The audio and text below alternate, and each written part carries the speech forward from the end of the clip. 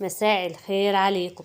النهارده هنعمل وجبة اقتصادية بدون اي لحوم نهائيا، لكن طعمها لذيذ وشكلها حلو جدا.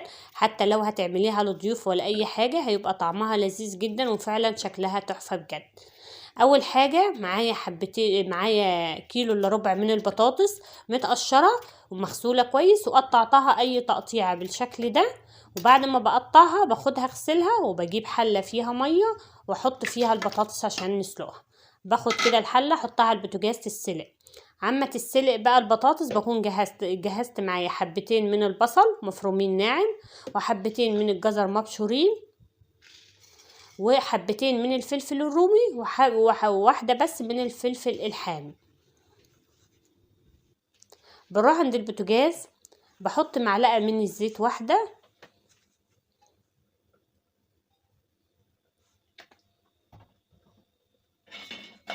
علشان تبقى الأكلة صحية جدا، فاحنا مش هنحط فيها زيوت كتيرة، يعني هي معلقة واحدة من الزيت. وبنزل بالبصل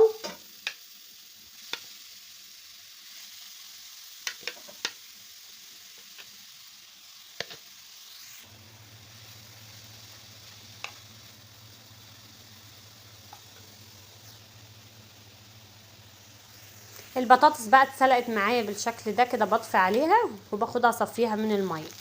البصل ده يا عم، البصلة دبلت معايا بالشكل ده. طبعا ريحة البصل طلعت خالص ودبلت معايا كده تمام. بنزل بقى بالفلفل متقطع مكعبات صغيرة،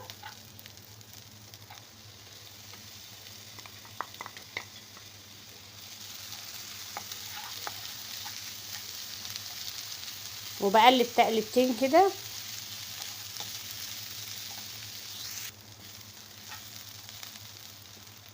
وبعدين بقى بجيب الجزر المبشور وبحطه.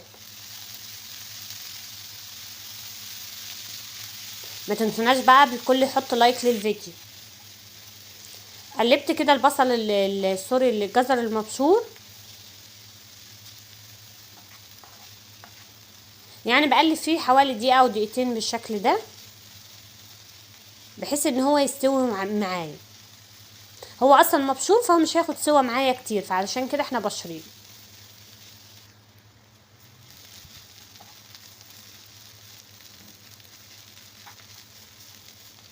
وبعدين بقى بحط طماطمايه صغيره مقطعاها مكعبات بالشكل ده، بحطها عليها بحيث ان يعني ان هي مثلا تنزل ميه والجزر يستوي معايا، لو البشر الجزر لو هو مستوش كويس، وتديله يعني طراوه شويه. بعدين بقى بحط نص معلقه صغيره من الملح والكزبره والكمون والفلفل الاسود، من كل دول نص معلقه صغيره، وبقلبهم. انا طبعا حطيت حبايه الطماطم، بس انا عايزه الوصفه ما يكونش فيها اي سوائل، يعني انا بقلب فيها لحد ما لو الطماطميه نزلت ميه تشربها ويستوي الجزر معايا ويبقى ما فيهاش اي سوائل بالشكل ده. كده تمام جدا، الجزر استوى معايا. طول ما هو الجزر مثلا مسك في بعضه كده يبقى استوى معايا. هو مبشور مش هيلحق كده كده ياخد معاكي وقت. كده تمام جدا، بطفي عليها. برجع بقى للبطاطس بعد ما هرستها بالشكل ده، بحط نص معلقه صغيره من الملح، ونص معلقه من الفلفل الاسود، ونص معلقه من الكزبره او الكمون. وبحط بقى يعني حوالي معلقه كبيره كده من البقدونس المفروم او الكزبره المفرومه، اي نوع خضره بتحبيه. وبعدين بقى بحط معلقه بس واحده من الزيت على البطاطس عشان تدي نعومه للبطاطس، وانا بهرسها بالشكل ده. قلبت كل الحاجات دي كلها مع بعضها بالشكل ده. وبعدين بقى بجيب اي نوع صينيه موجود عندي، سواء صينيه بايركس، صينيه الومنيوم، اي صينيه موجوده عندك، بس ما يكونش فيها ميه، تكون ناشفه. يعني انا هنشف الصينيه دي كده.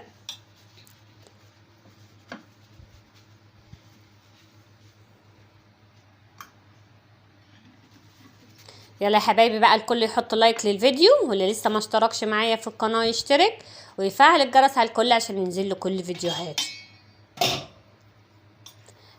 البطاطس بقى بمسكها كده اقسمها نصين، يعني انا هقسمها نصين في الحله عشان بس ابقى عارفه احط ايه في الاول واحط الطبقه التانية ازاي. فانا بقسمها نصين كده تقديريا.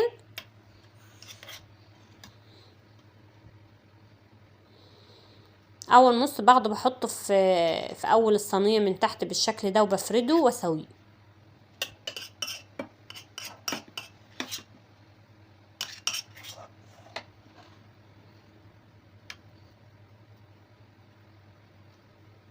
يا ريت بقى كل اللي بيشوفني يكتب لي كومنت كده يقول لي هو بيشوفني من انهي بلد، وكمان ايه رأيه في الوصفة، واللي بينفذها يرجع يقول لي برضو ايه رأيه في الوصفة، عجبته ولا ايه اخبارها. بعد ما سويت البطاطس بحط بقى الحشوة اللي انا عملتها كده.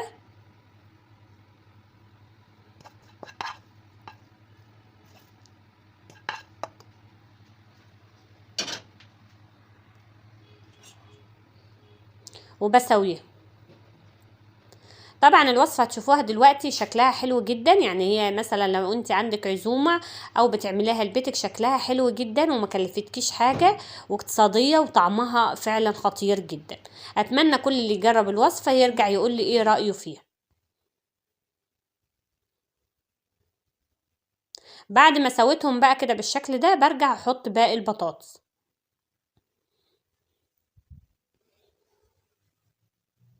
يعتبر الوصفة أكتريتها خضار مغذي جدا، وفي نفس الوقت مش ما قلناش حاجة، يعني كلها صحية ومفيش نسبة زيوت كتيرة، فهتبقى حلوة جدا وصحية جدا.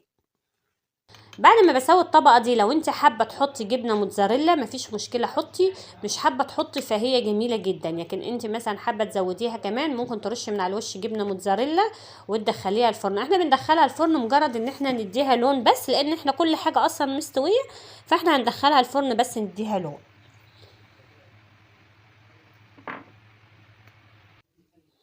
بعد ما طلعت معانا من الفرن بالشكل ده كده خدت لون معايا، شكلها خطير جدا وريحتها فعلا تحفة بجد، يعني الريحة رهيبة والطعم لذيذ جدا. هبتدي بقى اقطعها كده، بس احنا لما نيجي نقطعها بنسيبها لما تبرد، ما تقطعهاش وهي سخنه، لان لو قطعتيها وهي سخنه مش هتعرفي تطلعيها قطع بالشكل ده، لان بتبقى البطاطس سايحه لسه من السخونه، فمش هتطلع معاكي قطع بالشكل ده. فانت لو عايزاها تطلع قطع بتستنى عليها لما تبرد شويه، وبعدين تقطعيها وتقدميها بالشكل ده. اظن بقى شكلها جميل جدا وفعلا طعمها لذيذ، ووصفة سهلة واقتصادية ومكلفتناش حاجة. اتمنى بقى الفيديو يكون عجبكم، وباي باي في فيديو جديد.